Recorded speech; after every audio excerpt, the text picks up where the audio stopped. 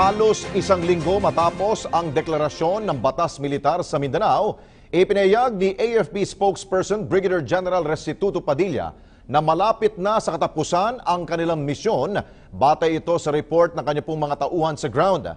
Sinabi ni Padilla sa pagsisimula ho yan ng Mindanao Hour sa Palasyo ng Malacanang, ang nasabing briefing ang maglalatag ng tunay na pangyayari sa Mindanao, partikular dyan ho sa Marawi City. At may live report sa Malacanang si Rocky Ignacio. Rocky.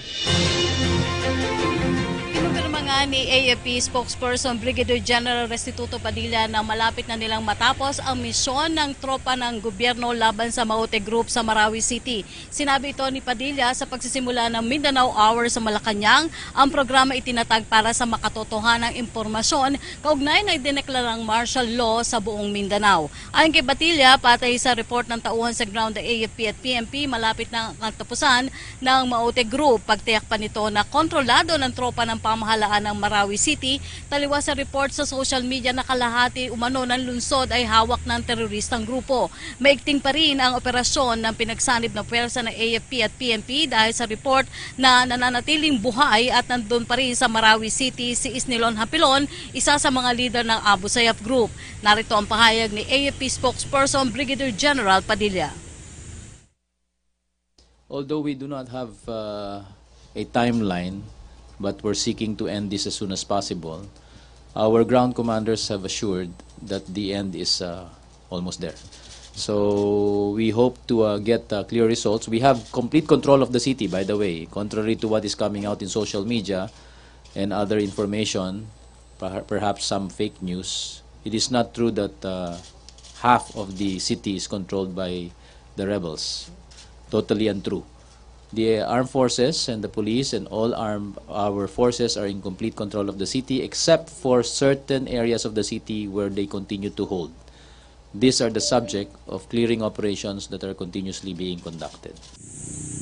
Sa kasalukuyan, wala namang anyang lockdown sa lugar, subalit may mahigpit na mekanismo sa exit at entry point sa mga karatig lalawigan upang maiwasan o makatakas o mapahalo sa sibilyan ang mga tinutugis na miyembro ng Maute Group. Wala naman tugon si Padilla kung magkakaroon ng pagpapalawig ng martial law sa Mindanao dahil ang target anya ng gobyerno ay matapos ito kahit hindi pa umabot ng 60 araw na itinatakda ng batas sa deklarasyon ng martial law. Samantala, inilatag rin sa naturang briefing o sa Mindanao Hour ang pagpapatupad ng seguridad, kabilang na dito ang patakaran sa checkpoint. Ayon kay Presidential spokesperson Ernesto Abella, layunin nitong ilatag sa publiko ang totoong pangyayari laban sa mga maling impormasyon na kumakalat sa umano'y maaaring magbunga na rin ang takot sa mga residente. Wala namang anyan dapat ipangamba lalo kung hindi naman kasama sa grupo ng terorista.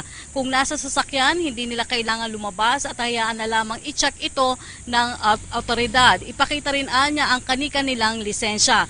Sa kasalukuyan ay may mga kaukulan ng tulong rin mula sa DSWD para sa mga nawalan ng tirahan na umabot sa 12,000 pamilya dahil sa kaguluhan sa Marawi City. Kasunod dito, sinabi ni Padilla na malaki ang tulong ng publiko para sa mabilis na pagresolba sa usapin ng peace and order sa Marawi City.